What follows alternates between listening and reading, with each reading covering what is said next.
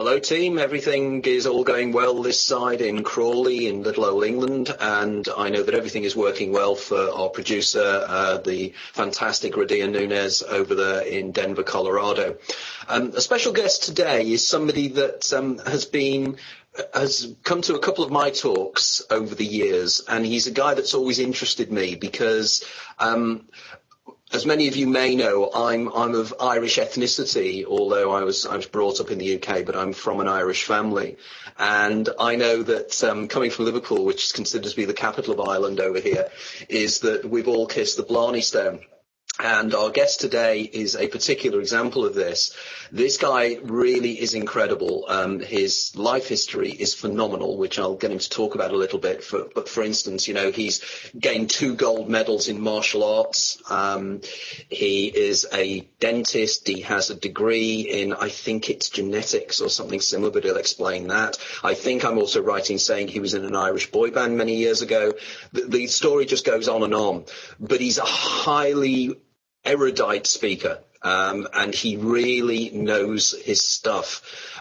He very much takes approach from the scientific point of view, and indeed there was an event I did in London around about 18 months ago, which was a formal debate at the Swedenborg Society in Holborn, and Rory stood up from the audience and was absolutely amazing, and it was really effectively, I was sensed that we should have actually invited him up onto the stage because of his powerful stance in terms of to use the term anti-materialist reductionism isn't the right term, but actually arguing that there's a deeper level of reality, because Rory is one of these special guys that actually teaches and works with lucid dreaming.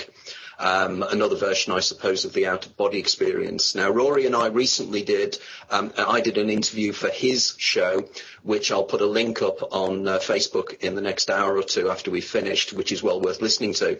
But I was interviewed by Rory, and it was absolutely fascinating discussion, and I've just been so keen to pick up on a lot of the issues that we spoke about last time. But I know that Rory will be introducing in this talk 1 or 2 of his new theories.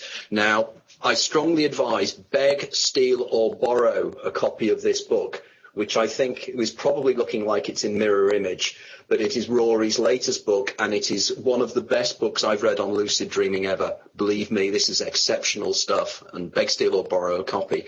So without further ado, welcome aboard, Rory. Listen, thank you both. Thank you for having me on board. We've got some great stuff to get through. Largely because of just how much we have in common, which, as you said, we have alluded to on our previous talk and our personal interactions by all means. But I want to kind of get under the hood of some of that stuff today, specifically about the cheating the ferryman hypothesis, about the daemon, and perhaps about the quantum, the infinite minefield, so to speak, and your kind of understanding of quantum mechanics and how we can relate these matters. So can I take the reins of this conversation briefly? First of all, incidentally, apologize my background and my spooky type apparatus here. Anybody looking in video, I must look like I'm a fucking proverbial ghost, but that's just how it is. I took the back room, and the back room is, well, it's lit differently. Rory, you actually look like, if anybody's interested in the history of cinema, a guy called Meunier did a very famous movie called The Cabinet of Dr. Caligari, and you look like your back set is a bit of German expressionism from the 1930s. Right. It is very, very good. Okay, but fire away, Rory. Tell us a little bit about yourself. Yeah, okay. Well, I mean, you know, at the risk of boring people about my own kind of, this is who I am, this is what I do. My background is, I suppose, martial arts has been a huge influence for me. I've been in martial arts since I was 10 years old. As Anthony said, I competed internationally, and I've placed internationally at European and world level. And very much that's been the backbone of my thinking is in, you know, the kind of, I think what attracted me to martial arts initially, to be totally frank, was the mystical element to it, but that's not what I discovered when I got into it. It was very more prosaic. It was a different time. Martial arts had become at that point a kind of a sport, a form of self-defense, and it had lost its roots in its more metaphysical expression, so to speak.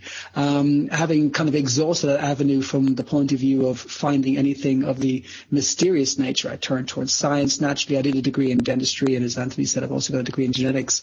You know, the dentistry gives me a background in biology, gives gives me good background in science in general. I'm not going to pretend that pulling or placing teeth gives me any insight into the metaphysical nature of reality. Suffice to say, there's a bit of yin-yang there.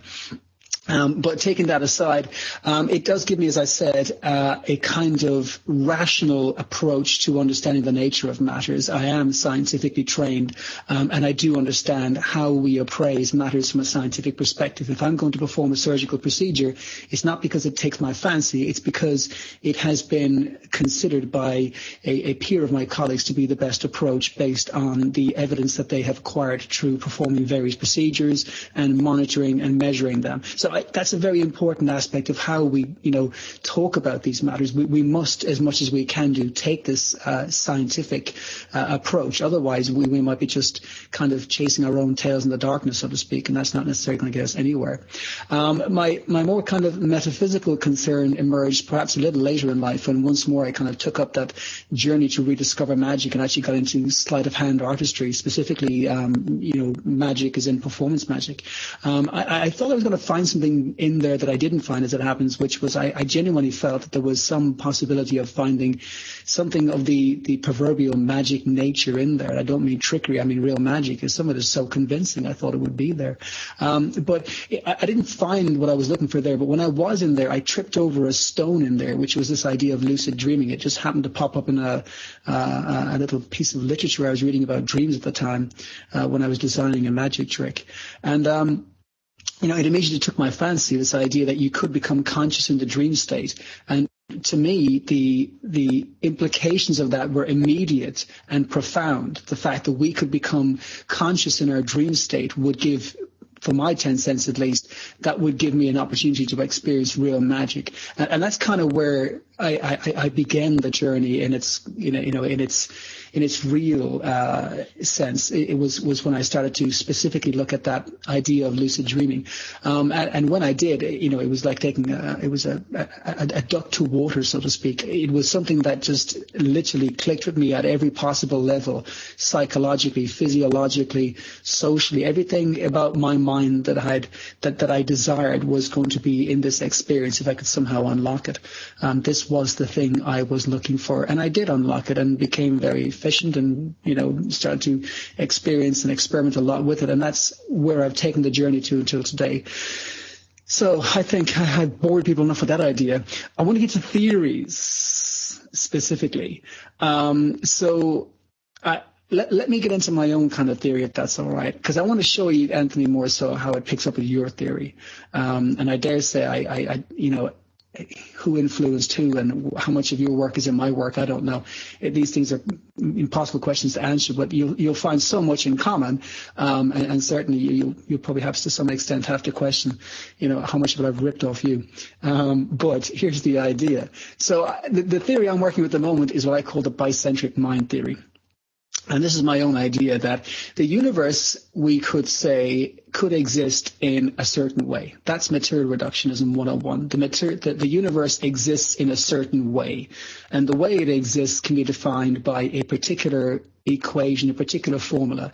Our best attempt at the moment would be E equals mc squared, followed perhaps by F equals ma, maybe by the Schrodinger wave function and so forth. So you can kind of take your pick of these various equations. And what they're mathematical descriptions of the universe that show the universe acts in a certain way. And when we use these mathematical essays, we can make predictions. And with those predictions, we can test them to prove that, in fact, what we predict is, in fact, the outcome, and hence is the testament to the success of the equation. And it stands, therefore, as a kind of law of physics.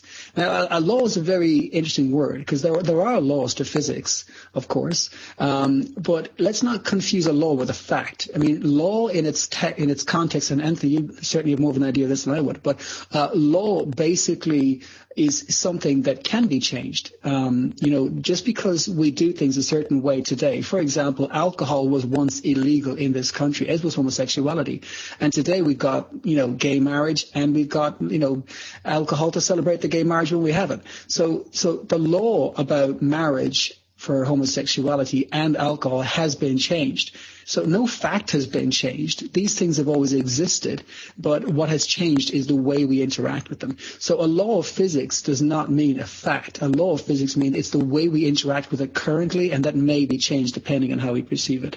Now, even Einstein will tell you that the special theory of relativity is not a fact, but it's simply a way of measuring the universe. But of course, reductionist, materialist type people will confuse that for a fact and say, no, that's just what it is. It's a law of physics and the laws are fixed and that's the end of that. But that's a misinterpretation.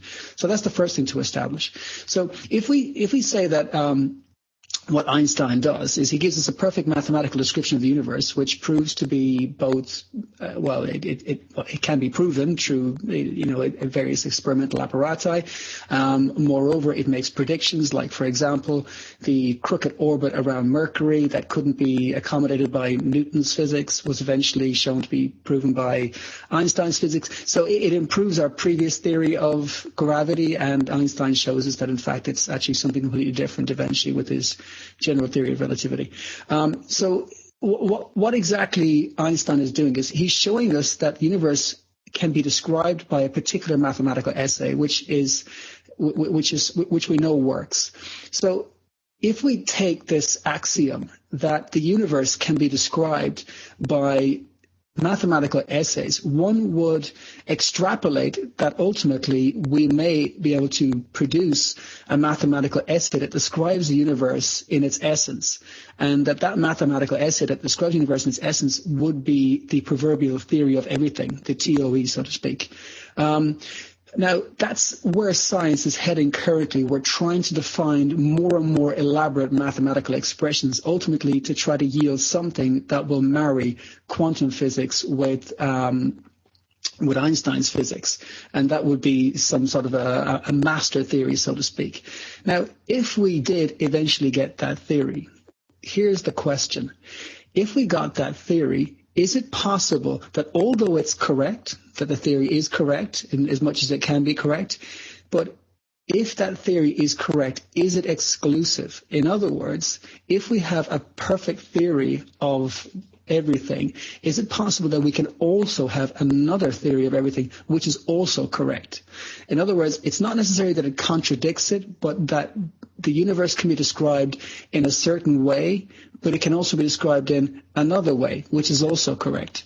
So now we have this idea of two descriptions both ultimately saying the same thing, although they're saying it in very different ways.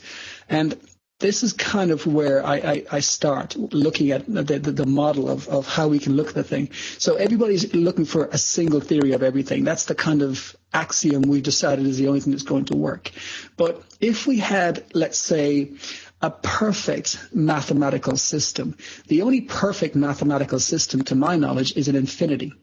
Now, an infinity, of course, would mean that it's perfect because it measures equally in all ways, in all aspects. There's nothing about it that is decoherent. The infinity is a perfect mathematical essay. So if we take an infinity, and this is the point of your infinite minefield, this is the first kind of point I'm going to pick up from you, and I'll kind of pick up the 3 points that go through. We've got the infinite minefield, we've got the daemon, and we've also got the eternal return. All these flags will appear, and this being the first one, the infinite minefield. So we start with an infinity. Now, an infinity can be solved in two ways. An infinity can mean that because it's infinite, non-finite, therefore it is in essence nothing, which is to say that it doesn't actually have any expression. But an infinity, because it can be anything, because by implication of not being anything in particular, therefore we can extrapolate can be anything by proxy. So therefore it can take on form. But any form that it does take on must ultimately be finite in its existence. It can't take on an indefinite form. Whatever form it takes, it must keep dissolving away from that form to something else, to something else, to something else. Now, the Buddhists call this impermanence. So they say that every form that appears in consciousness ultimately is impermanent, that every form that appears ultimately dissolves and evolves into something else. And it does so, of course, because its true nature is non-finite, infinite, and therefore it can't take on an absolute expression. Whatever form it takes is accommodated by the infinity, because it can take any form, but ultimately it must dissolve and become something else and become something else. So now what we have with our perfect mathematical essay, with our infinity, is that the infinity can be expressed in two ways. One way is when it is all things at once, and therefore by implication it's nothing. And the other way it expresses itself is when it is lots and lots and lots of separate things interacting with each other, evolving and dissolving. And so the idea of the bicentric mind is that the mind likewise has developed in this way. So now we're thinking about the universe as being more like a mathematical essay that's expressing itself in two different ways. And the two different ways it expresses itself in, one is the kind of more infinite type essay, and the other one is the more semi-permanent, impermanent forms, a la the world we see around us, which is basically forms evolving and dissolving. So both are allowed by the infinity. Now, what we would expect for both of those types of mathematical essays is if they took shape and became a world, as in what we experience, one would anticipate that likewise we would have to have two types of physics to accommodate them. One type of physics would accommodate the infinite, and the other one would accommodate the more finite structures. Now, the more finite structures would never have any value onto themselves. We couldn't talk about any particular part of that as an individual component because, of course, it relates to everything else. And therefore, we'd have to have a relative theory, which is what Einstein gives us. So Einstein gives us four-dimensional space-time physics, which effectively means that all the various parts are moving ultimately relative to each other. And they're doing so in a geometric apparatus, which is what he calls the space-time. Space-time is a geometry, basically. He tells us that the more mass an object has, it bends the fabric of the geometry and hence causes things to fall towards it, and that's what creates gravity, and so on and so forth. So that geometry that Einstein teaches us about is known as four-dimensional space-time. So that's one kind of physics we have. Now, if we go into the other type of physics, we have the physics used to describe something that has got infinite possibilities that are ultimately that we don't really have a physics to describe it per se. We've got this physics of nothing, so to speak. So we know that our best guess at the moment in terms of where the universe comes from, of course, is that it comes from nothing. That's what we have at the moment. So you would expect that we got one physics to describe the universe in its quadridimensional apparatus as Einstein prescribes and as we experience ordinarily. And then we need another kind of physics to describe nothing. Now, we don't really have a physics to describe nothing because that's a paradox. How can you do a physics of nothing?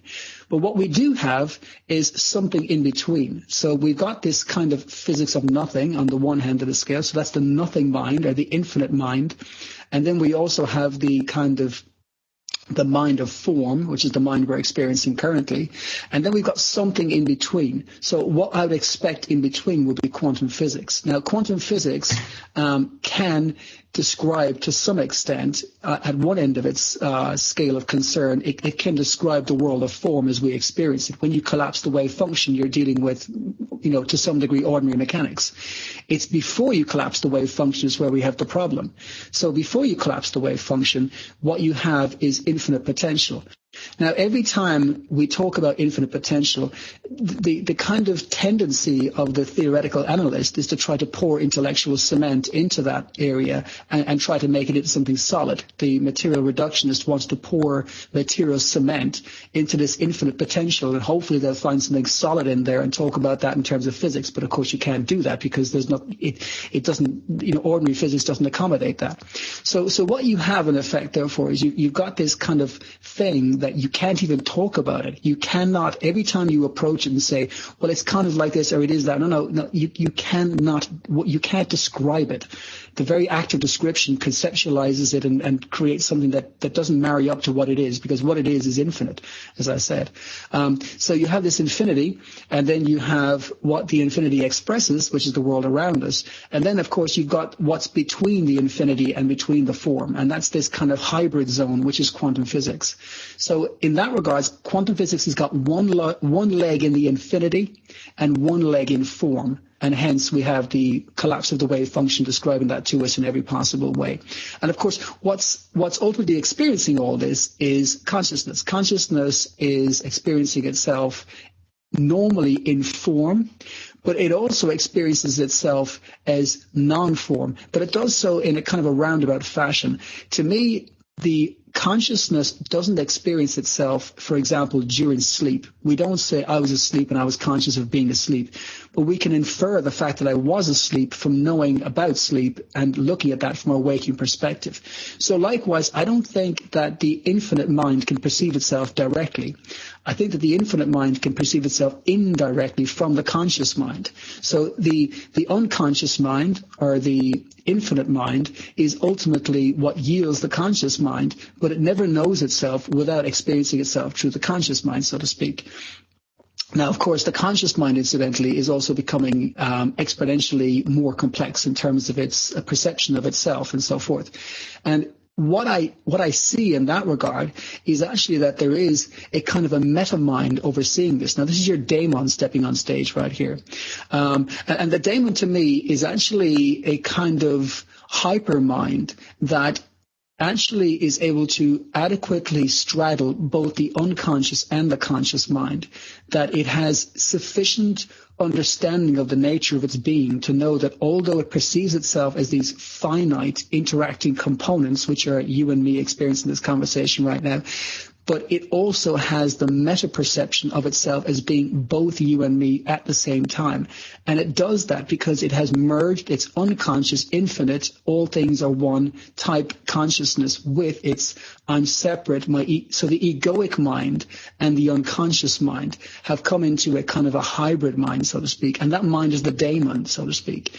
And therefore, this egoic mind that we're experiencing right now is actually being guided by that daemonic mind towards this higher state of consciousness.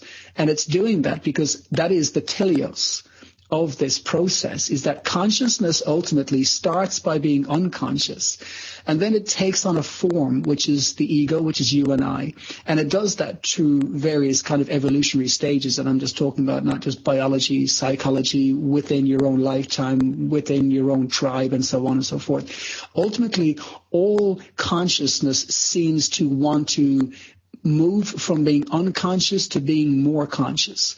Now, my theory would be that ultimately when it reaches peak consciousness, when it absolutely knows everything that it is, therefore it stands to reason that by knowing all of that, it collapses back into a zero state.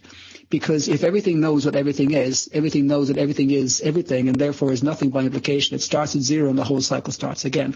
And then it moves towards this state. So we probably only ever experience everything in between. Because once we know that we're everything and everything is everything, there's no sense of anything. Once more, you're back into the infinity complex again, the infinity paradox. Because the infinity, as I said, would eliminate any sense of discretion between various aspects of itself, and therefore would have no experience of itself.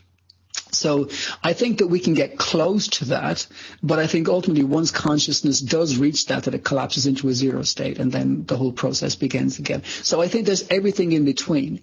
And what we have in terms of our experience of that is we start, as I said, with this kind of, in the beginning we have the zero state, then the zero state separates into its various kind of parts, so to speak, and those parts are initially four-dimensional. They're four-dimensional, they have an egoic sense of being as in us. Ultimately that merges towards a kind of a forging of a higher understanding through mutual discussion, like this podcast, for example, like the various people we're connected with the podcast, writing our books, etc. What we're doing is we're telling each other, I'm figuring this thing out. Are you figuring this thing out? And you have a higher understanding of this in the same way that I have. And by bringing ourselves towards that, we're moving towards our higher demonic selves.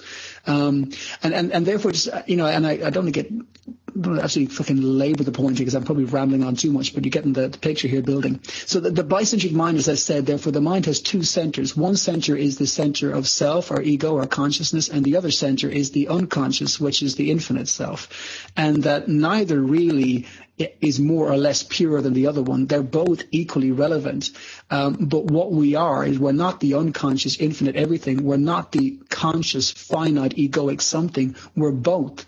And the part of us that knows this in the pyramid of affairs is the daemon. The daemon is what is ultimately experiencing both at the same time. And what it seems to be our journey, is to try to resolve this paradox in our own lifetime. And this is the punchline. This is your eternal return idea. It would appear to me that ultimately we may possibly be living the same life over and over again. Ultimately, the challenge each time is to try to resolve this paradox, that it is the daemon that's experiencing itself as the unconscious and the conscious every time. And that what it's trying to do is it's trying out different narrative essays, each one giving us a little more clarity as to ultimately what our true nature is. Then when we die, if there is such a thing, it won't be so much that there is an ending per se, but we already have forged a sufficient understanding that when the time of death does occur, that we don't end up in the proverbial bardo states that the Tibetan Buddhists describe, where you're basically having a bad LSD trip when you die, and then you're born into another body out of panic. That in fact what might actually happen is, because we have forged an understanding of the nature of our world, that we actually transcend this four-dimensional reality and move into a new dimension of physics, which incidentally I expect to be more like a lucid dream, or more like a psychedelic trip. And the type of physics there would be something along the lines, although I expect it's quantum in nature, and I think the kind of geometry we're talking about there, although we haven't really got into this yet, I think theoretical physics will start to move towards this. I think instead of being four-dimensional space-time geometry, it's going to be sacred geometry. And sacred geometry is the geometry of the infinity. Because with sacred geometry, when we understand it, it's all about relating things to each other in fashions that are effectively fractal. It's very much Taoist type theory. Nothing exists without its opposite, yin-yang. So it's more Chinese philosophy and the likes. And that, to me, is where we're heading towards, a higher state of consciousness where we bring where we start to kind of dissolve the bicentricity of the mind and move into a higher state of consciousness. And I think that will be very much experienced initially as out-of-body experiences, lucid dreaming, schizophrenia, hypnosis, anything along those lines. There are various aspects of that. So I'm going to shut the fuck up for a while, and you can pick up on all that. Wow. Fascinating. And I can see so much synergy in the work I've been doing. And in fact, my next book, which will be called Opening the Doors of Perception, where I deal with entheogens, I deal with the liminal areas of consciousness, such as the areas of migraine and schizophrenia, autism, Alzheimer's, these areas. But I was very much struck by the way you'd logically put that together, in the sense of the idea of infinities and infinities of infinities. And I'm reminded of the ideas of people like Cantor and Cantorian maths and everything else as well. Because when people use the term infinity, it's one of these kind of terms that people don't necessarily fully understand mathematically as to exactly what we're talking about when we're talking about infinities. And there are different sorts of infinities. There's a guy called, I think, Robin Lee Poidevin, that wrote a wonderful book about this a few years ago, and I thought it was very, very interesting. I like your idea of applying the teleological argument of exactly, and for the non-philosophers out there, teleology is very much from the Greek telos, which is the end. In other words, everything is developing for a purpose, and there will be a reason for the ending. So in other words, it's almost history in reverse. And many people, when they discuss my work, will say, well, what is the ultimate purpose of cheating the ferryman? What is the idea of infinitely living your lives over and over again? And of course, the argument is because we are learning. We are learning to understand ourselves. We are learning about what it is about us within a greater universe. Now, again, one or two of the other areas you touched upon I really liked as well was the idea of the 0 point in terms of 0 point energy, the idea of the way in which we have virtual particles, that is, particles that seem to come into existence from nowhere for a split second and then go back into non-existence again, which, again, a lot of lay people out there will argue, well, that's impossible. But this is how a lot of the quantum physics that you read in academic papers can explain certain quantum behaviors. And the only way you can do this by bringing in these magical infinite virtual particles that come from nowhere, that come out of the quantum field and have an effect and then disappear again. which then moves on to the work of people like Martin W. Ball, who's been a guest of this program, and in the past, Professor Bernard Heisch. Again, Martin W. Ball has come up with something called the entheological paradigm, and Bernard Heisch has come across something he calls the God theory. And again, both of these is the idea that what we're effectively doing is we are suffering from amnesis, in the sense of the way the Platonics would argue it, in the sense that we are an embodied Godhead experiencing itself subjectively while suffering amnesis.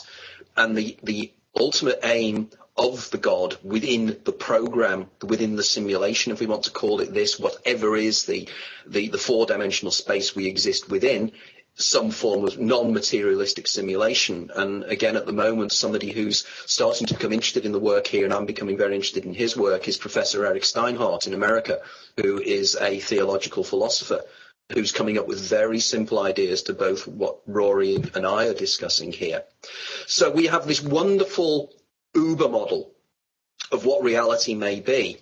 But what I'd like to do now is to move on from here, because I think the way you put your idea together is very, very exciting. Extremely exciting, Rory. I have to say that, you touch upon this in your book, but you've expanded a lot more from your book in terms of these ideas. But for the people out there that lucid dream, for the people out there that have out-of-the-body experiences or believe that they're having out-of-the-body experiences, where both you and I would probably agree they're more complex than that. How does this model work within your own model of lucid dreaming? And indeed, can you tell the listeners a little bit about your experiences with lucid dreaming, your ideas on lucid dreaming, and where your work is taking you in terms of that area as well? Yeah, so first of all, let's just look at dreaming and how we normally experience it. We normally don't have a sense of meta-reflective self when we're dreaming, which is to say that if I was dreaming and somebody called my name, I would respond, and therefore I must have a sense of self. So let's not say we don't have a sense of self when we're dreaming. Likewise, the way I behave in dreams is according to the mechanics of my physical body as I normally experience it, hands and legs and so forth. So we interact with dreams with a body, which means that in a dream we're identifying with a body, and that therefore is also an expression of self. So we do have a sense of self in dreams.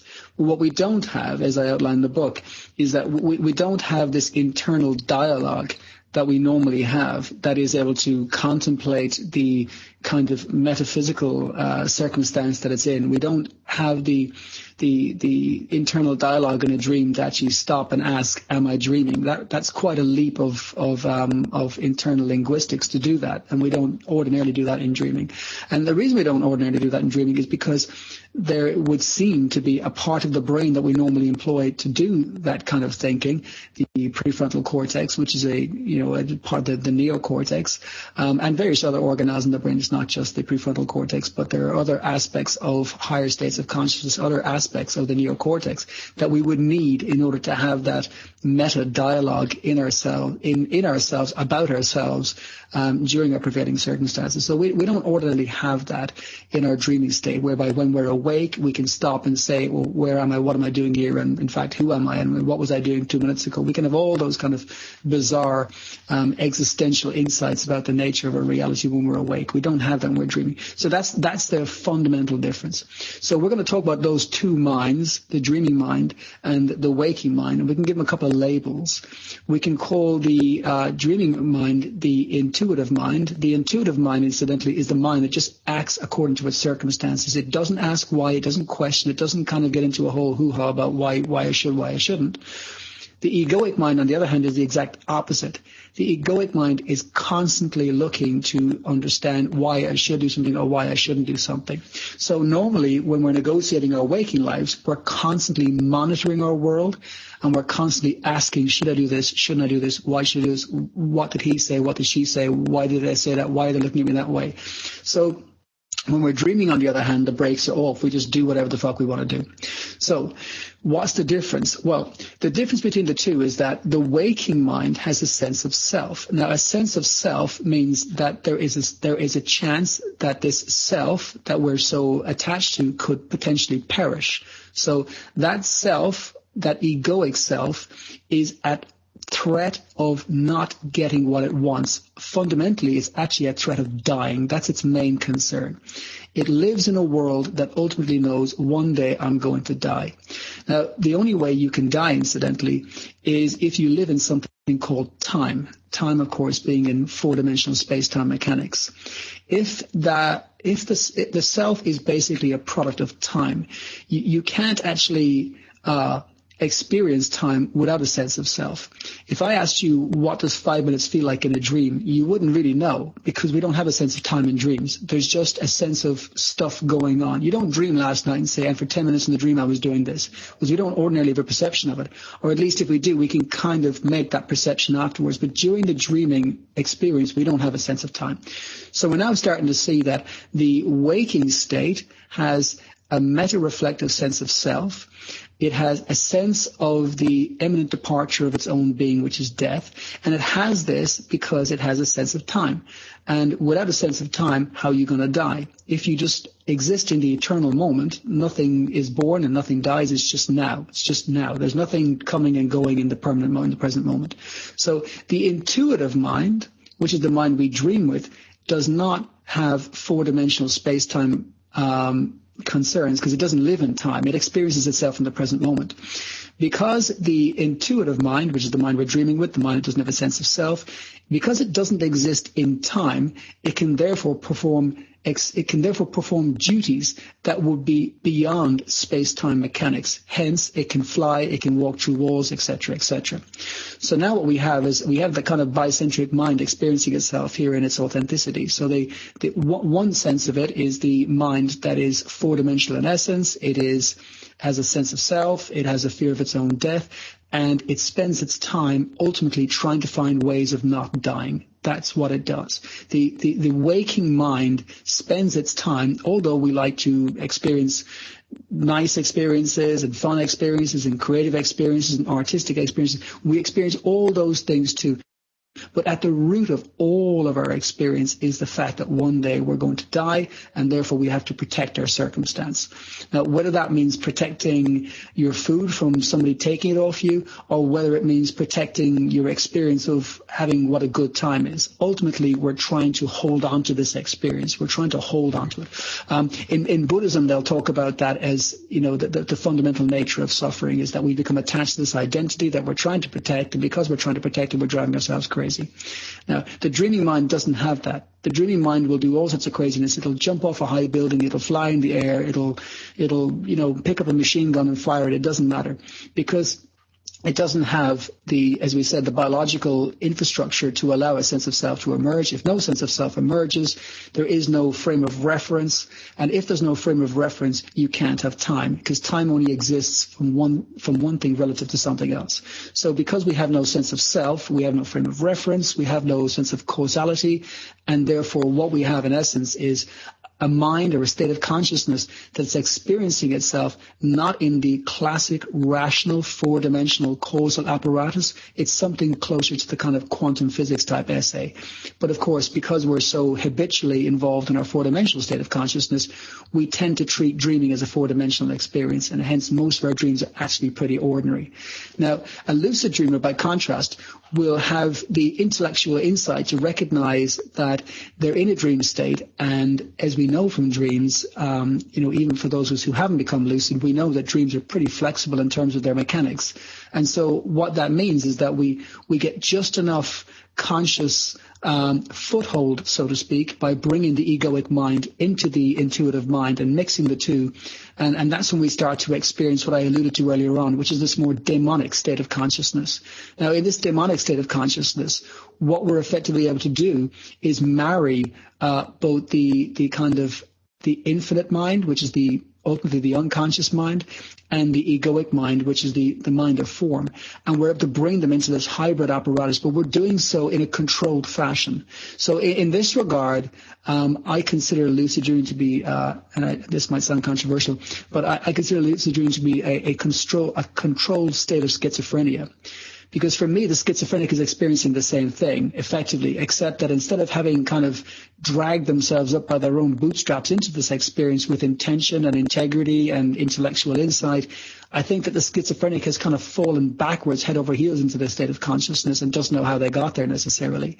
When you take a psychedelic, it could only be described as acute psychosis. It could only be described as acute schizophrenia. And no question that, in my own model of dreaming, as I've alluded to in the book, and certainly as described by Alan Hobson, who I kind of largely robbed the model of, Hobson describes ordinary dreaming as a kind of nocturnal neurosis, a nocturnal psychosis, that he says that, in fact, that according to his model of this matter, and incidentally, he's a professor, I believe or he's certainly something of that ilk, of neuropsychiatry, neurobiology in Harvard University in the States. But this guy, he's known for his hypothesis, the synthesis activation theory, which really is the backbone of how we look at the model of dreaming mechanics today. So he really is the proverbial Einstein of dreaming, and if people don't know him, his credibility speaks louder than anything I'm going to say. But his model of dreaming basically speculates that every night that we actually suffer from, he doesn't quite call it schizophrenia. He gets close to calling it schizophrenia. He has a slightly different term for it, and the name, it's in my book and it escapes me for some reason, but it's some kind of acute nocturnal psychosis. It has all the characteristics of schizophrenia, every single one, except for one, which is acute emotional outbursts. But incidentally, I show with psychedelics that actually that can be accommodated as well. But either way, what he shows is that we seem to suffer from this kind of occasional form of necessary schizophrenia or thereabouts. So why would the brain be doing that? And moreover, what could that mean? Well, I guess what that means is if the brain ordinarily tends to this kind of schizophrenic episodes every night, so to speak, then it stands to reason that the brain could ordinarily turn that into some sort of pathology. If the proverbial valve between the two states was broken, then it would be natural for somebody to fall into that state. But likewise, it should also theoretically be possible for somebody to bypass that valve by going the opposite direction and intentionally trying to have that experience. And what would that ultimately yield for us in terms of our evolutionary development, in terms of our own psyche? I suppose that's the question then. Why would you want to enter into this state if it sounds so profoundly dangerous? And the answer there for me really is about exploration of states of consciousness. So this really is what it comes down to from where, as far as I'm concerned. I think that where we evolve next won't necessarily be just in our biology. I think that nanotechnology is one avenue of evolution that we're going to take. But I also think that, ultimately, whether it be, our heads getting bigger and our bodies getting smaller, as is prescribed by the kind of more, how would I say, convention, that antiquated view of what we're going to look like in the future, big heads and small bodies, because our brains are getting bigger and our bodies, we need them less. That's a very kind of, it's a very basic idea of what evolution does. Evolution is far more complex than that. But I think we can certainly anticipate nanotechnology. The symbiosis of technology and biology is certainly part of our evolutionary future. But how we're going to experience it, and this is the punchline, how we're actually going to experience that ultimately, I believe, is going to be as this kind of higher state of consciousness, whereby we will be able to experience ourselves in two places at once. We will be experiencing ourselves non-locally. We'll be able to experience, psychic interactions, because, we will evolve to such a state where the distance between all things ultimately will be the same as it is in a dream, as it is in a computer simulation, for that matter. And I suppose then that brings on the question of the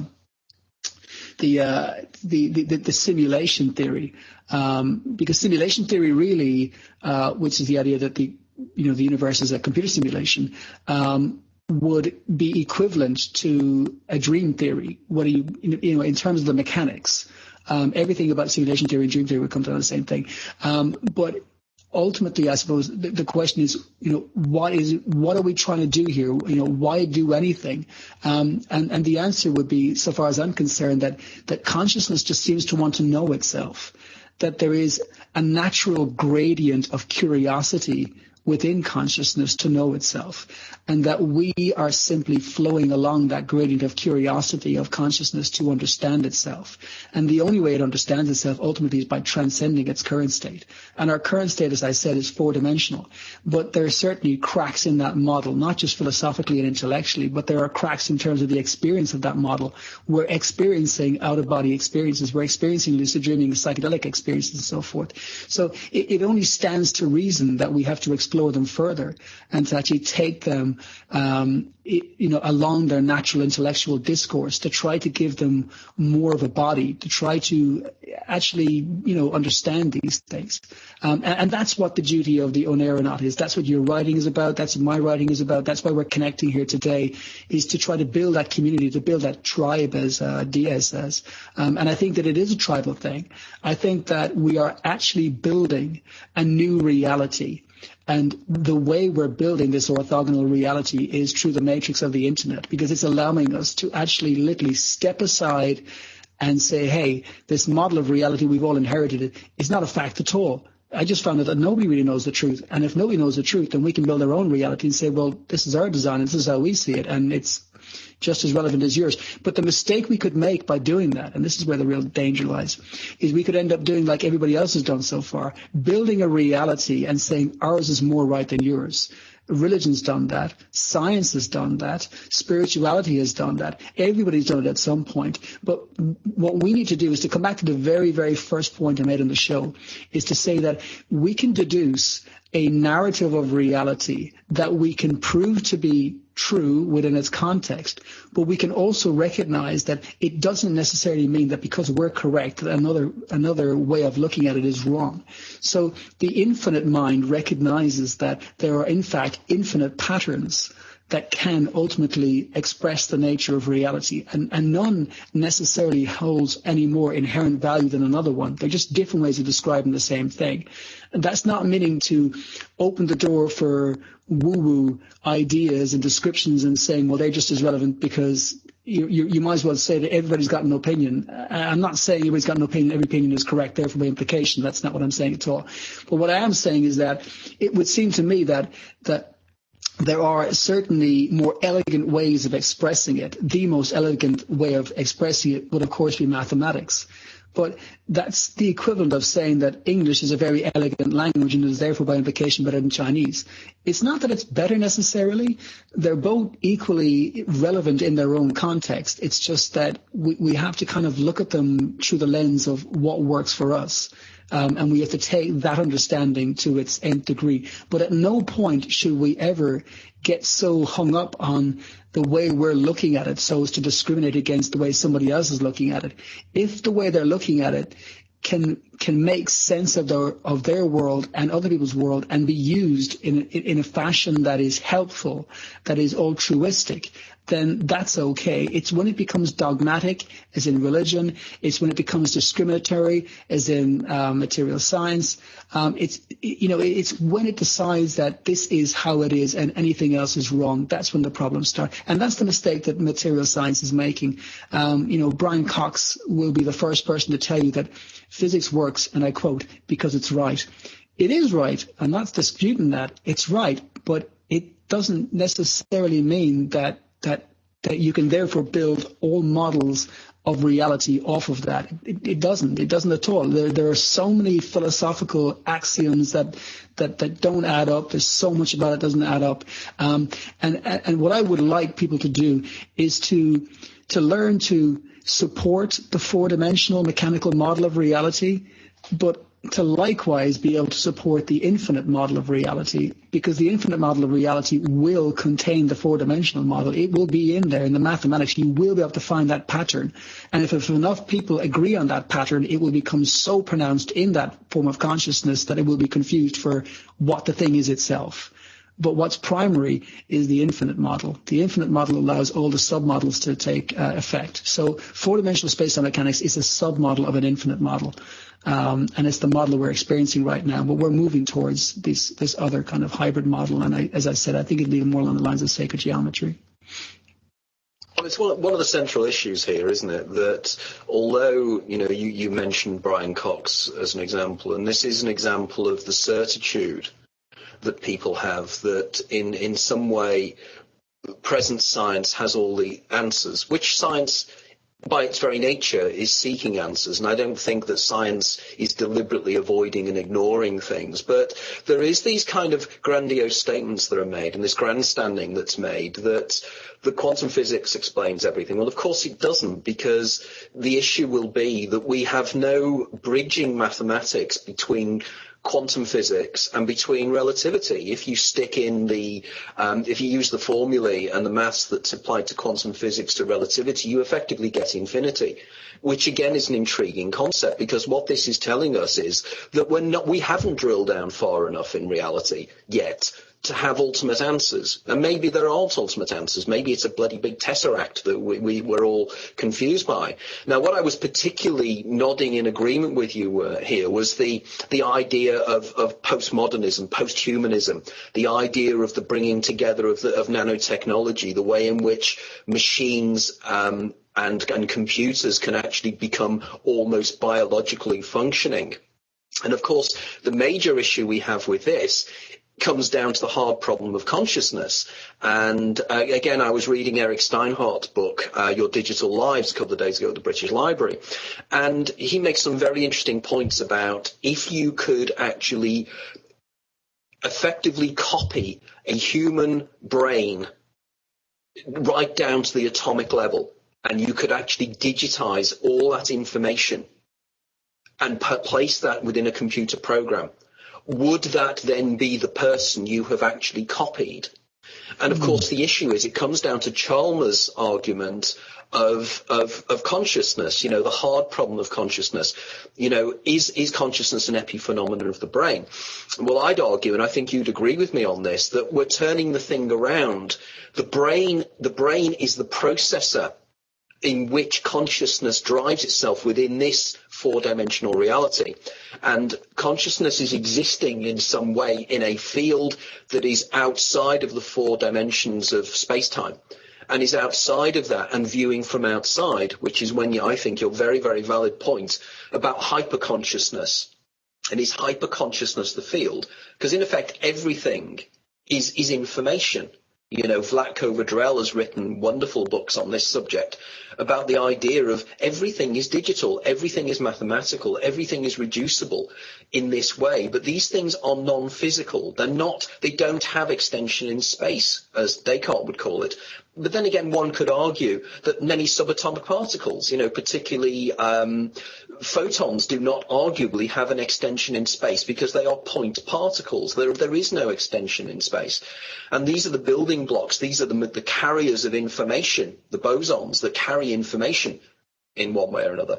So quantum physics is very much building these ideas. Your ideas are now going in a very interesting direction. So where do you think we have around about 4 minutes left now, 3 or 4 minutes left. So where do you think everything is going? Where are your ideas taking you now? Where do you want your ideas to go? I think the statement you made before about being non-judgmental about any other ideas is profoundly important.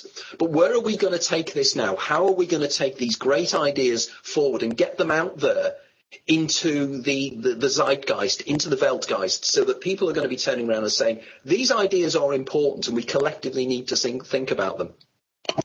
Yeah, so I've got an idea. I'm currently putting it in inverted commas and I'm calling it alternative.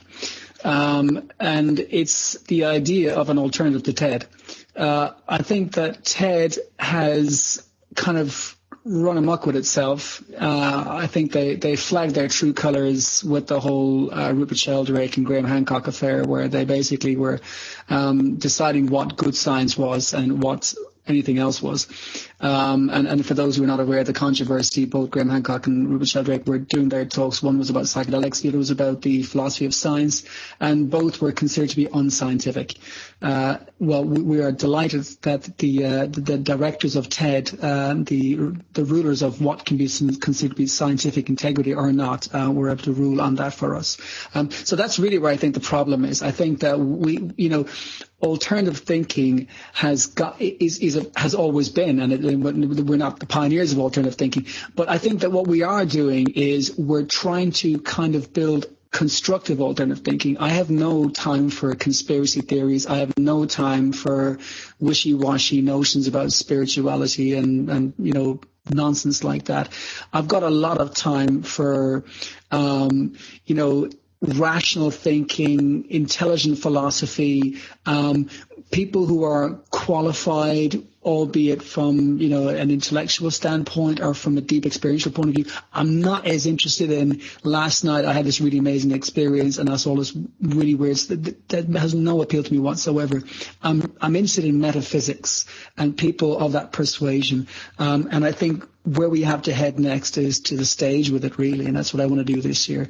I think I want to try and build a platform whereby we can get speakers getting on stage, maybe in the TED fashion, 15 minutes, or I think 18.23 at some number, just to wind them up, 18.2366755 seconds or something like that, just to, and I think alternate TED's a funny name for it because it kind of makes the point basically in your face, but then that might end up causing, more controversy than it needs. But I think that's the key. I mean, look, the key to this thing is the internet, basically. And, you can only achieve so much with your own meetup groups. You can only sell so many books. You can only reach so many people with the platforms we're using. I think that the real strength is going to come when we start to get groups of speakers together, and we can get them doing 15, 20 minutes on a nice live show, record it, video it, send it out into the net, and start planting those seeds in people's consciousness so new ideas start to take form in the social matrix.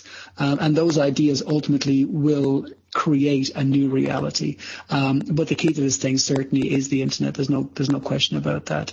So that's the plan. I think this year, as I said, I want to try and get that out there. So we might even just be starting with you and me on stage, having a chat. I've seen Krishnamurti and I believe it was Wheeler. Maybe it wasn't Wheeler.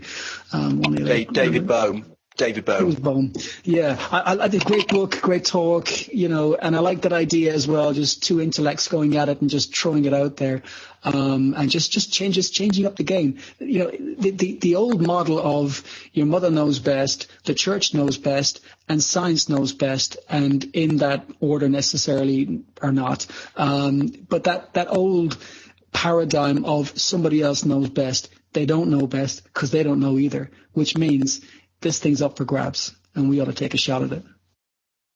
Excellent. So if anybody wants to get in contact with you, your website, various other details, so if you can let everybody know, because I'm sure that a lot of people are going to be very interested in this, because you have come across, as you always do, absolutely fantastically, very erudite, very knowledgeable, and that's what I admire about you. You're grounded, you're using science in a non-judgmental way, and I think this is important without the woo-woo, and that's it. I totally agree. That's music to my ears. There are too many snake oil salesmen out there who deflect from what people like you and I do, and the actual people that want to destroy the things we can do love that. They love these guys. They love the guys getting information from the planet Tharg. They love it, and they will play up on that, and they will use that to destroy us, because we are the dangerous guys. We are the ones that really do, well, worry them's not the term. They just would prefer to ignore us. But they can't ignore us for much longer because we're building a groundswell. So, Rory, let the guys out there know how they can contact you, get involved in your work and everything else. So if you are listening from the planet Tharg, or planet Earth for that matter, best place to get me at the moment, actually, I'm taking a leaf out of Anthony's book, one of many leaves I've taken out of his books, is Facebook, actually. Anthony works Facebook incredibly well, and I am starting to practice the same thing. I like to look at other people, how they work, and I'm always willing to kind of tell you where I'm getting my ideas from, and certainly Anthony's killing it on Facebook. So find me on that. You can follow me on Facebook. Reality Check Podcast is my page. You're probably better off picking me up there. Just like the page and you'll be able to pick me up from anything there. Feel free to message me. You can friend me if you like. Follow me. It's probably a bit easier rather than friend me. And just find me there, basically. Other than that, you can find me on Twitter at Reality Check Podcast, and on my own website, wakeupinyourdreams.com. And the book, incidentally, is The Paradox of Lucid Dreaming, a Metaphysical Theory of Mind. That's me kind of saying my piece. I've had a lot of the floor today, so I appreciate that. But hopefully, as I said, we can maybe talk about this live in London or something like that. I think that's the way forward, is just more of this stuff and getting people out to see it. you know. Excellent. No, that'll be really good. And as I say to everybody, I don't know if it will come across here, but this is Rory's book. Well worth reading. I really enjoyed it. Right, the next guest here will be somebody that Rory knows really well, which is Robert Waggoner, who was an earlier guest in another show I did many, many years ago.